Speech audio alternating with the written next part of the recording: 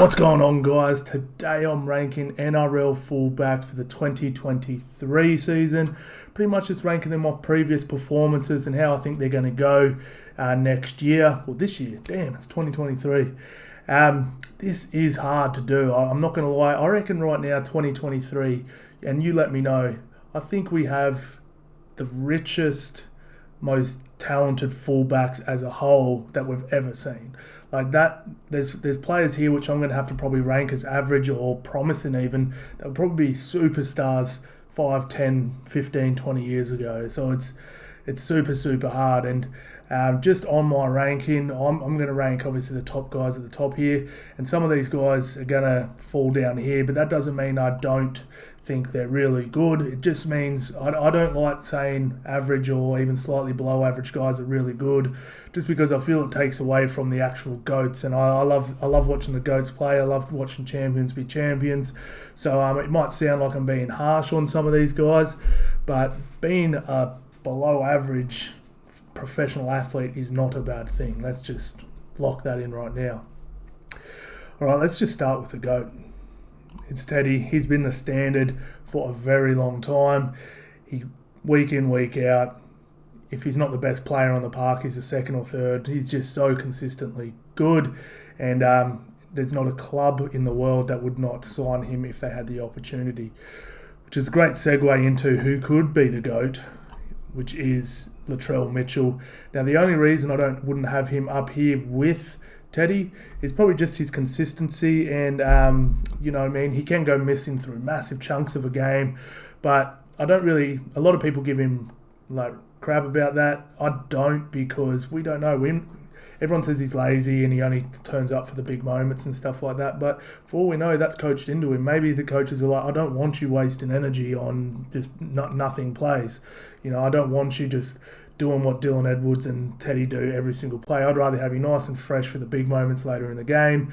And he's a big game player. He's must-watch TV. If Latrell Mitchell's playing footy, I'm watching.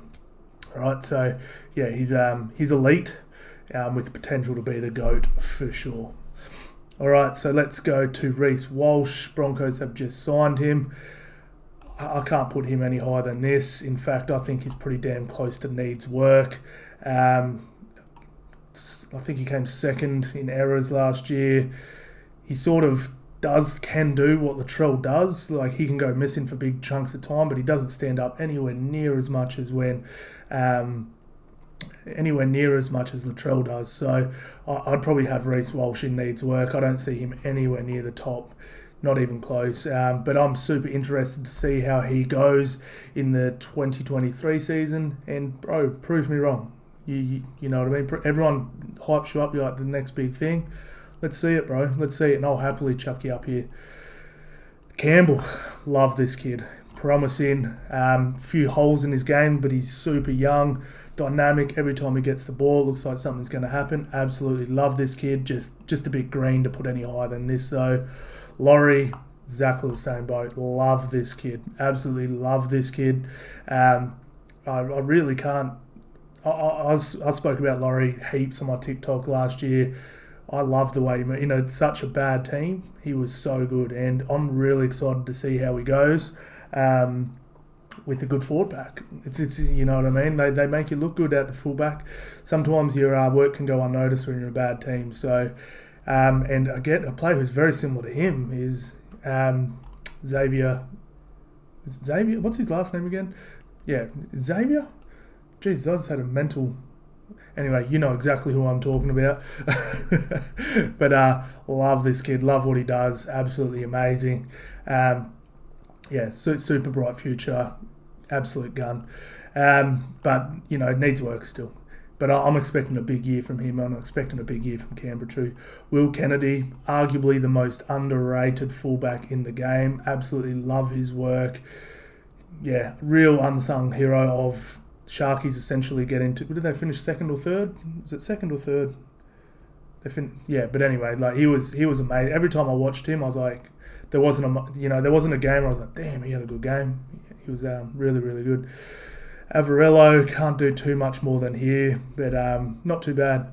Travojevic, man, when healthy, he is I reckon him and Jared Hayne probably had the two best seasons that fullbacks ever had, and that's including Billy Slater. Like he is so elite, but availability is the number one thing when you're talking about a footy player, and he's not available very much.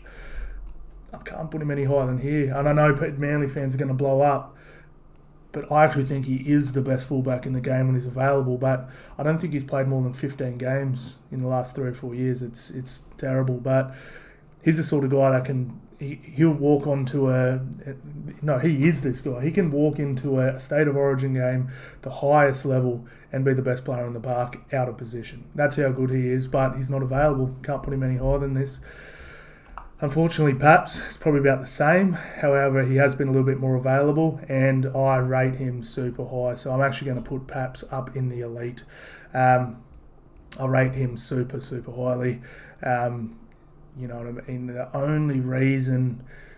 his injury last year was a collision injury. It wasn't like he just pulled a hammy or, whatever sort of things that happen with Turbo. I think he's on his 7th hamstring tear.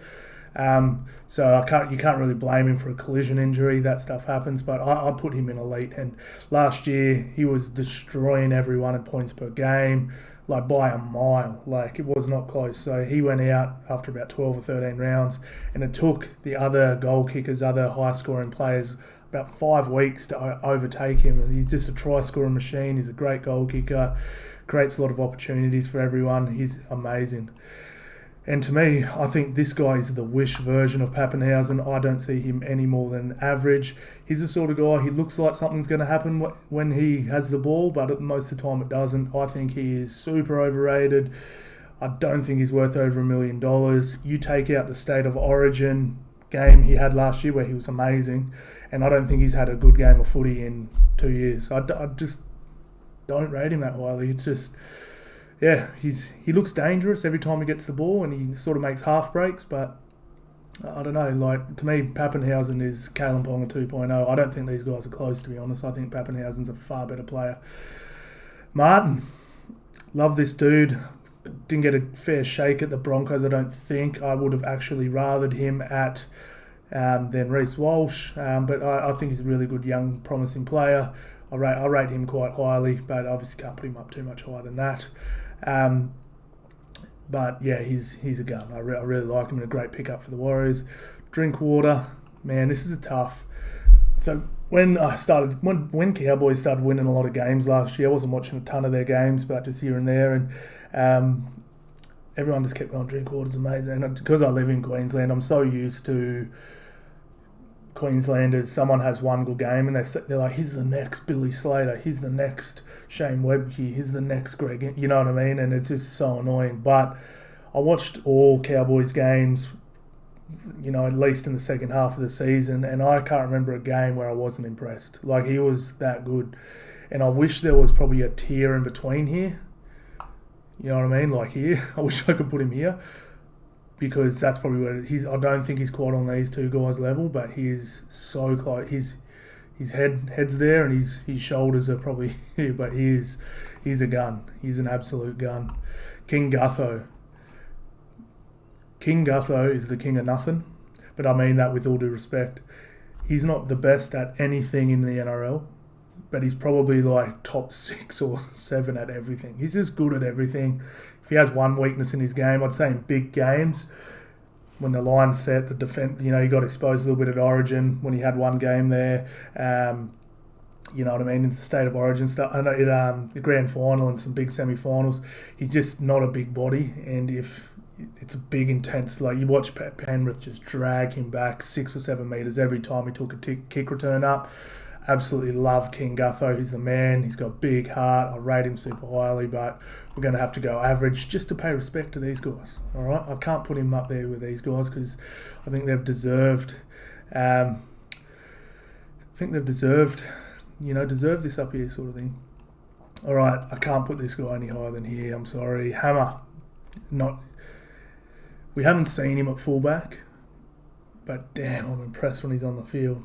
I'm absolutely impressed when he's on the field. I'm going to have to put him here just because I love the kid. I think he's really good. He's just got that spark. He's got that X factor. He's so athletic, so big, so strong. And I think he's going to have a really good season this year at the Dolphins. I think he'll be the shining light there at the Dolphins. But, yeah, absolutely cannot wait to see him do his thing. And then, the GOAT. Where does he belong, guys? Tell me. I'm going to put him right here. I think that's a fair spot. He's like Teddy. And statistically, he was actually better than Teddy last year. But it's sort of like the old, the old fight saying, if you don't beat the champ, you can't just be as good or not, or even if you're slightly better, you don't dethrone the champ. You have to be substantially better to take the throne. And to me, he's been better in patches. He even put his season statistically was slightly better than Teddy's, but it wasn't like so much where you're like, man, he is so much better. And but man, I tell you what, again, like I said with Teddy, there's not a team that wouldn't take him. He's an absolute gun, and I really, really rate him. Every team needs a player like Dylan Edwards in it. Just that guy that's just going to get through work, do his job, turn up. He played games last year where there was tons of the team out. He just came. I remember there was one game last year, can't remember who it was against, and he just got smashed. Kept getting up, kept hitting the line so hard. He ran for like 270 metres in the game, scored a try, set up a couple. It was a work of art, man. And then he just played, and I was like, man, they might give him a rest next week because they'd pretty much already locked up their minor premiership. Played again with a short turnaround. Absolute freak of nature. So what do you think about this list, guys? We've got the GOAT, we've got the elite right here, we've got the average. I'd actually probably, if I could, I'd change that to above average. I think these guys are definitely above average. But, like I said, I called it average just to pay homage to the greats.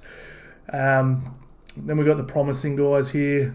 I can't argue with any of them. They're super promising. And then I think these guys need solid work here. I can't, like we could be talking about these guys up in this area very shortly, but with how stacked the fullbacks are this year, we've got any one of these players could have been an absolute star 10 years. They would be like, superstars 10 years ago, but it's just the way it is. Well, Turbo is a superstar actually, but yeah, the only reason I've dropped him down here is just the availability.